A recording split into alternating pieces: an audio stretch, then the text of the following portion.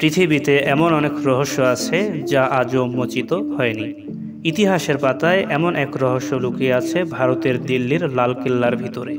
একটি গোপন সিন্দুক যা শত শত বছর ধরে কেউ খোলার সাহস পায়নি। কেন?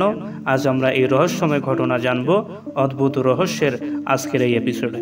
তো প্রিয় বন্ধুরা, আসুন শুরু করা যাক। লালকেল্লা মোগল সম্রাট শাহজাহান তৈরি করেছিলেন। অসংখ্য কক্ষ, সোনাদানা, রাজকীয় জাঁকজমক। কিন্তু সবচেয়ে রহস্যময় হলো এক বিশাল লোহার সিন্দুক। ইতিহাস বলে শাহজাহানের আমলে সিন্দুকটি প্রাসাদের ভিতরে একটি ঘরে রাখা হয়েছিল। অনেকে বিশ্বাস করেন এতে লুকিয়ে আছে অনেক ধন সম্পদ, সোনার মুদ্রা।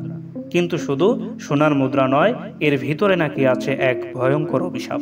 কথিত আছে যে এই ঘর খোলার চেষ্টা করেছে তার উপর নেমে এসেছে অশুভ শক্তি। এমনকি দেশের জন্য বড় ধরনের বিপদ ঘটতে পারে। অনেক বছর আগে কয়েকজন সৈন্য এই সিন্দুকটি খোলার চেষ্টা করেছিল।